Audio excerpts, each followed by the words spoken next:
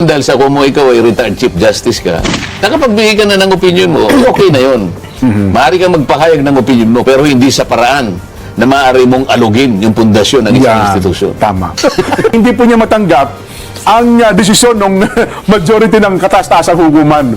Hindi ka naman binabawalan na magpahayag ng sarili mong opinion. Opo. Sapagkat importante namang usapin ito na kinabibilangan ng nating lahat, interesadong lahat sa magiging kaganapan ng isyong ito. Opo. Kaya lang, nakalimutan nila, Jen, isa na lang ang magsasalita yung Supreme Court eh. Opo. Binigyan ka na ng pagkakataon na magpahayag ng sarili, pero hindi po hindi magkakaroon ng impluwensya yan doon sa sinabi ng Korte Suprema ngayon. Yan nga. Hindi mababago yun dahil sa kung mo ikaw ay retired Chief Justice ka, nakapagbigay ka na ng opinion mo, okay na yun. Kaya kung ang pangkaso dito, Jen, may dissenting opinion, kaya lang retired justice na.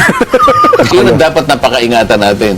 Kasi kapag nagpahayag ka ng opinion, at yung opinion mo na yon ay bordering na sa maaaring pagdudahan ng kakayahan ng isang bahagi ng ating pamahalaan, sa akin palagay, hindi tama yun. Lalo pa nga kataas-taasang hukuman sa, di ba? Oo.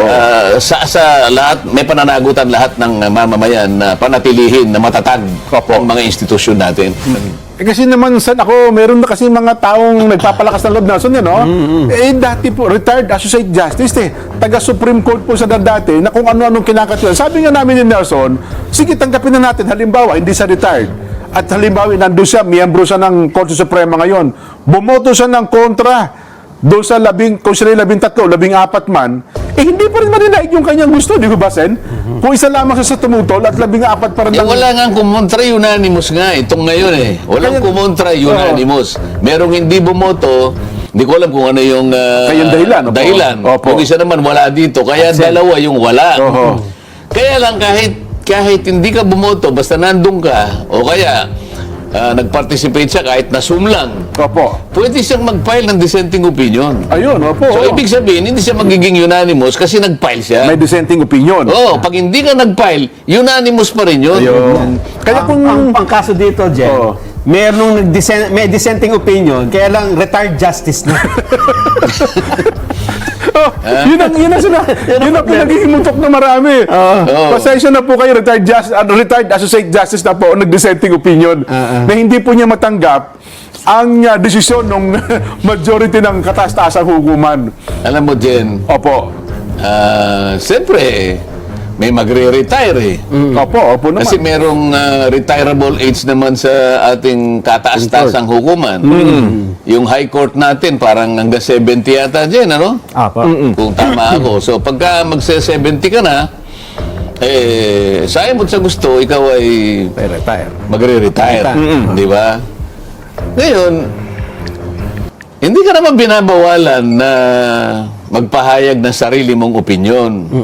Lalo na nga yung mga iginagalang dati dyan, sapagkat yung iba riyan, naging Chief Justice pa ng ating kataas-taasang hukuman. Yung iba naman, mga senior justices ng kataas-taasang hukuman, na hanggang ngayon ay talagang kinukunan ng opinyon, sapagkat siyempre marami pa rin ang naniniwala na may kakayahan silang magpahayag ng kanilang sariling opinyon. Opo. Sapagkat importante namang usapin ito na kinabibilangan ng nating lahat, interesadong lahat sa magiging kaganapan ng isyong ito. Opo. Kaya lang, nakalimutan nila, Jen, isa na lang ang magsasalita yung Supreme Court eh. Opo. Binigyan ka na ng pagkakataon na magpahayag ng sarili, pero hindi magkakaroon ng impluwensya yan doon sa sinabi ng Korte Suprema ngayon. Yan nga. Hindi mababago yun dahil sa kung mo ikaw ay retired Chief Justice ka, nakapagbigay ka na ng opinion mo, okay na yun. Pero sana, kapag nagpahayag sila ng sariling opinion, hindi sana sa paraan na magsasabi sila na maaaring magkaroon pa ng parang pagdududa Opo. ang ating mamamayan sa katatagan ng ating mga institusyon. Yun, tama Yun kayo. ang dapat napakaingatan natin. Kasi kapag nagpahayag ka ng opinion, at yung opinion mo na yon ay bordering na doon sa maaaring pagdudahan ng kakayahan ng isang bahagi ng ating pamahalaan, sa akin palagay, hindi tama yun. Lalo pa nga kataas-taas ang hukuman sa, di ba? Oo. Sa lahat, may pananagutan lahat ng mamamayan na panatilihin na matatag Opo. ang mga institusyon natin. Maaari kang magpahayag ng opinion mo, pero hindi sa paraan na maaari mong alugin yung pundasyon ng isang Yan. institusyon. Tama. Halimbawa, yung Senado. Oo. Ngayon, kinukutya lahat. Maaring kutsain ka pa rito eh. Alam mo, ang pinag-uusapan ngayon, akala mo napunta na dun sa isa lang na yung desisyon na lang ng Korte Suprema ang gusto nilang bigyan ng emphasis, Nelson, Jen. Opo. Pero yung isa pang importanteng issue, di ba palagi natin sinasabi rito, pag-usapan muna natin kung naitawid nyo na ba yung impeachment na yan doon sa Senado ng 20th Congress. Aha. Wala pa settlement yung issue na yun eh. Hindi na re-resolve ba yan eh. Kaya kung ako lang ang siguro, alam ba, nag-motion to dismiss ako halimbawa. Opo. Mr. President, I move that the impeachment complaint of the Vice President be dismissed on 2 grounds. Oho. Halimbawa. O hindi yun na pa namin tinawid eh. Yun ang una. Pangalawa, ay yung desisyon ng Korte Suprema. Wala tayong jurisdiction. Yun, ang mabigat. Opo. Di ba? Hindi mo na itawid. Wala kang jurisdiction eh. Oo. Namatay on, nakapag-initiate kayo. Okay, nandun ako. Nakapag-umpisa kayo ng initial proceedings sa impeachment complaint in the 19th Congress. Pero lahat ng aktibidad na to, lahat ng proceedings, nagsimula in the dying days of the 19th Congress hanggang sa maibaon noong June 30 Oo.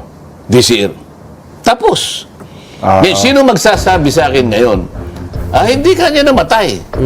Opo. Naitawid namin. Ipakita mo muna na naitawid mo. Ayun.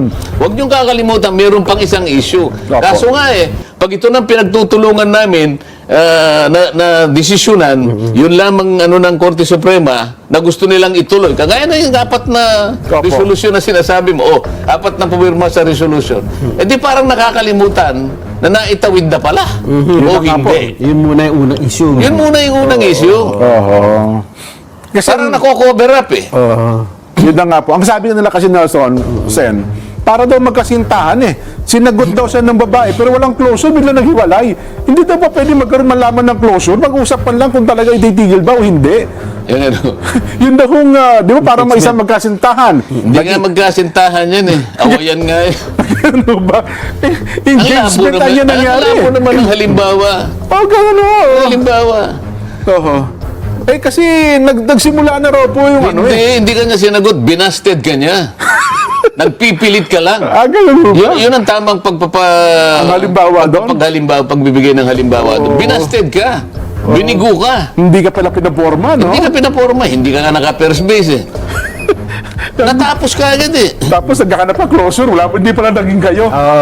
Akala mo naging kayo, pero hindi pala kayo. Yun ang akala Ng mo. closure na hindi pala. Oo. Hindi pala naging kayo, naghanap ka ng closure. Inakala niya kasi Oo. na girlfriend niya. Hindi. Assuming lang pala yun. Napagkamalan niya, yung pagkakasabi sa kanya ay pagsagot ng oo. Oo. Kasi sinabi daw po, ewan eh. Samantalagang ang sinabi niya, kung talagang lilimiin niya, Oo. maghanap ka na lang ng iba. Ayun pala. Oo. Oo Kaya nga. nga natapos na ng June 30. Pipilitin mo ngayon na Oo. pag-uusapan. Sinabi na nga ng Korte Suprema sa kanyang pagdidesisyon, the Senate never acquired jurisdiction. Tapos. Aha. Ngayon, yung bang apat na senador na pumirma ng resolusyon. Oo. Ang ibig bang sabihin ay parang ayaw nilang magpasakop doon sa desisyon ng Korte Suprema. Mabigat ito, Jen. Oo. Sa totoo lang, Sen, parang gano'n ang gusto nila. Kasi sa Hindi ko sisisihin yung tatlo. Oo. Pero yung isa, sa palagay ko, abogado yan. Baka, teka Oo. muna.